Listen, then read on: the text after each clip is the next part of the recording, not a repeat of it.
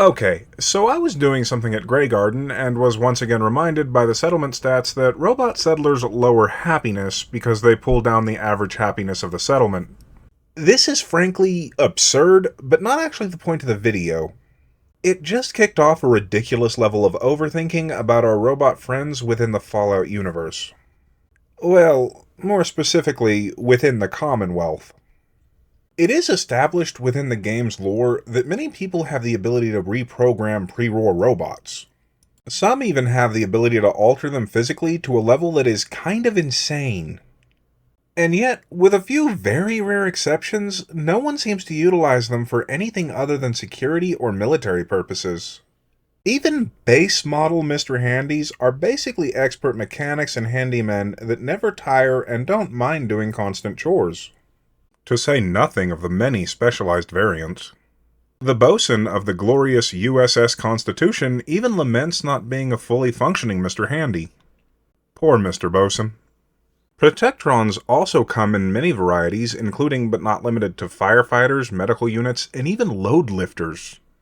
And apparently, Assaultron units built specifically to do nothing but destroy anything and everything in their paths can be modified to act as fully mobile, predictive computer algorithm interfaces.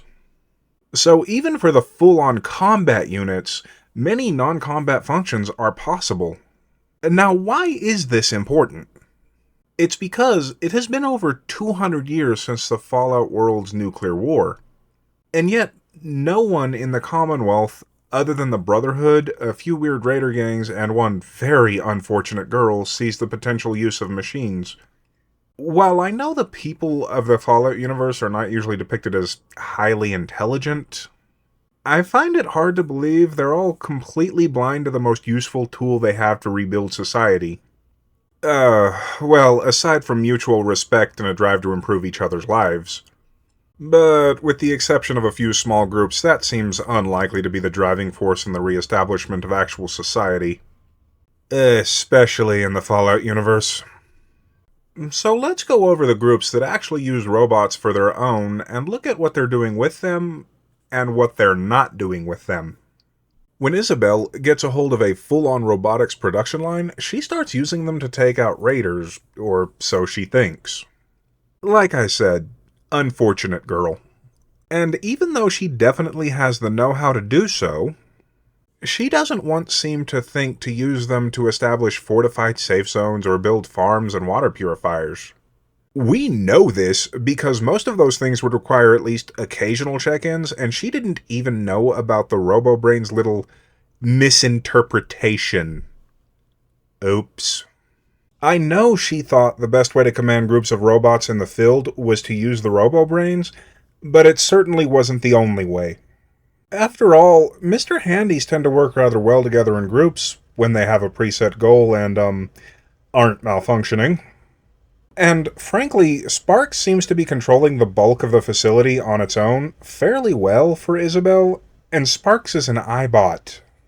So, even without RoboBrains, she could have created a slowly expanding territory to improve people's lives, and yet she doesn't. The Rust Devils have a surprising amount of technical knowledge regarding machines in general. And while they are raiders, that fact alone really shouldn't make them all just as blind to the potential uses for robots as everyone else seems to be. Obviously, they understand that having robots fight for them reduces the overall risk of losing their own people, assuming they actually care about something like that. And yet, the only functions their robots seem to have are guard duty, combat, and to look awesome. I can't really fault them on that last point, but I will fault them on their unwillingness to do anything else with their own robots. Even something as simple as having the robots do the physical labor within their base does not seem to be within their grasp. Unless I missed something the several times I've visited their lovely home. So that's an entire large group of people who don't use robots to their full potential. Diamond City, the great green jewel of the Commonwealth, has one robot working as a night vendor, one working at a noodle stand, and one running a quote-unquote upscale establishment. Wellingham can kiss my... They also use a few iBots to patrol the perimeter and have a non-active police Protectron. And yet, nobody here seems to use them beyond this very basic work. A casual observer, or a straw man, might suggest that maybe Diamond City simply can't repair or reprogram more machines to work for the city. Yeah, about that, Professor Skara, a woman capable of repairing Liberty Prime, lives in Diamond City and helps run a small educational science center. We also know Diamond City has crops and could use a good water purifier. So, there is no real excuse for a fully functioning city not to utilize robot labor within their walls to make everyone's lives better. Although, we do know the mayor is an idiot and a double agent, so that could be the reason, although I personally doubt it. The Minutemen. As far as I could tell, the only robot the canon pregame Minutemen utilized was Sarge. While this does imply someone in the ranks was a fair hand with robotics, there seems to be no other proof of them using or having any robots in their ranks. Considering they eventually fell apart, it's kind of a moot point. Especially since the Minutemen the Soul Survivor builds can be almost anything the player wants them to be, within reason at least. Right down to having robots do the farming. Although, for me, assigning robot settlers to crops has always been a bit glitchy. That's Bethesda for you. The Atom Cats keep one robot and seem to have no real desire to find more. And that robot isn't really doing anything, he just kind of floats around. This is a little weird since the cats are not a group unappreciative of the benefits of technology. However, there are only a few of them and they're constantly harassed by gunner scum, so I don't think it's that big of a deal for these cool cats not to use more robots. They probably can't find the time to salvage and repair them. The Gunners are an organized militarized raider gang. As far as I can tell, they use robotics exclusively for security and combat. They also don't tend to recruit the scientifically minded, mostly relying on scavenging still working tech. I think. So it kind of makes sense that no one in their ranks has pointed out the other uses for said robots. However, they do routinely use robots for combat, so someone in their ranks is repairing and reprogramming them. Although I cannot figure out who. Gunners, as mercenaries, and often far worse, have no interest in improving anyone's lives, seemingly not even their own most of the time. So them not using robots for more is fine, with the exception of what I've already went over with the Rust Devils. The Brotherhood of Steel. You know, even these folks seem to mostly use robots in a military capacity within the Commonwealth, which is actually far worse than the others on this list. Because as experts in technology and its dangers, they should also be well aware of the actual benefits of robotic workers. Which they are to an extent, having a Mr. Gutsy assist one of the Pridwin scientists. That seems like a really dumb waste of a Mr. Gutsy. Although their fear of technology may hold them back from giving their robots any more responsibilities than they already do. You would think, however, that a group willing to use a titan of a death machine like Liberty Prime would be more open to robots in everyday life. Oh well, it's not like Arthur Maxon is a sane, logical, or rational leader. So he could be the reason for them not using robots for more things, and a lot of other things the Brotherhood screws up. Frankly, what I'm saying is if something doesn't make sense with this iteration of the Brotherhood, I am perfectly comfortable blaming Arthur Maxon. The Triggermen run a robot race where gambling takes place. Even though a few of them have some technical know-how in regards to robots, they clearly only care about lining their own pockets. After all, they did rig the races, which seems really dangerous when your patrons are mostly raiders and criminals.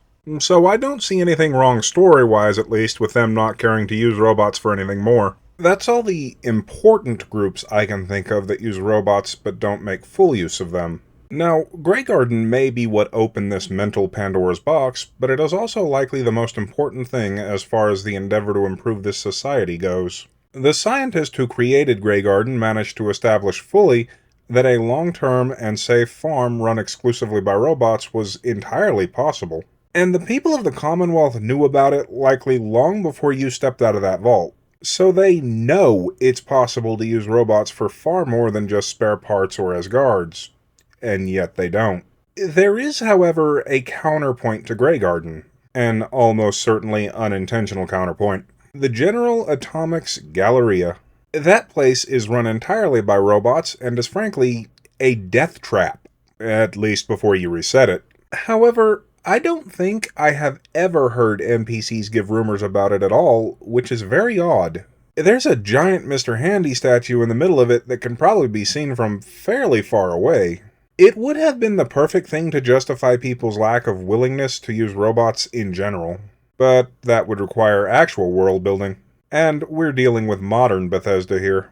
So one of the major things that could explain all of this is basically ignored from a world building standpoint. You could maybe argue it was the Institute's fault, but their synths are despised because they can be anywhere at any time and strike in an instant while wearing a loved one's face. It is not because of their nature as machines, assuming you even consider them machines. The one synth in the Commonwealth who broadcasts loudly that he is a synth and shows no signs of aggression is more or less treated like a person by a lot of the people. His obvious mechanical nature does not usually cause any overt fear in most of those around him. So while the Institute is reviled, they have not contributed to any fear of actual robots other than their own foot soldiers. Fixing this would actually be really easy. Just add the occasional line of normal NPCs being wary of robots in general. Maybe even have Preston be wary around Codsworth and have him tell you why. It's because people have heard many rumors about places like the Galleria and old hospitals filled with violent and rather undiplomatic machines. Have the people who talk about Greygarden say they're surprised those damn bots haven't killed anyone who passes too close to their greenhouse. World building is about more than just putting things in the world. You also need what you put into the world to affect the world and the people in it. Whether it affects them positively or negatively is for the creator to decide. But it should affect them. The more in-depth, and frankly probably far more difficult way of fixing this, would be to add robots to the occasional settlements you meet tending crops or actively repairing stuff. Have the people of this world actually utilize the tools in said world to help with their survival. This would require adding a lot of robots and having them interact with a lot of different people and things.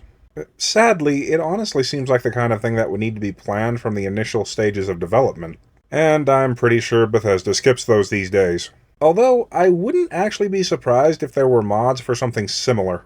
Now, before I wrap this up, why do I think this is slightly less of a problem in previous games? Well, it's because both New Vegas and Fallout 3 take place outside of the Commonwealth. And in the West and capital Wasteland, who is always watching from their bunkers and citadels? Yep. The average people in the older games probably wanted none of that particular conflict. The Brotherhood can be rather volatile when they think you're overusing technology. As for them being in the Commonwealth, they don't actually arrive and have no real presence until after Kellogg is dealt with. And even then, they're more focused on the Institute and mutants, rather than what the random settlers are doing. So most Commonwealth people wouldn't have been very worried about them, especially since the capital Wasteland alone is over 400 miles away from Boston. I think. I'm not entirely sure if the states and borders were in the exact same place in the Fallout universe. And the scouting parties the Brotherhood sent didn't really make themselves all that feared. If anything, they made themselves look kind of incompetent, with the possible exception of the first scouting party. It's also possible that further west, the NCR hoarded any useful tech, and the Legion likely didn't allow the use of robots. Well, I think I've talked enough for today, so I'll just say, thank you for listening to my inane ramblings.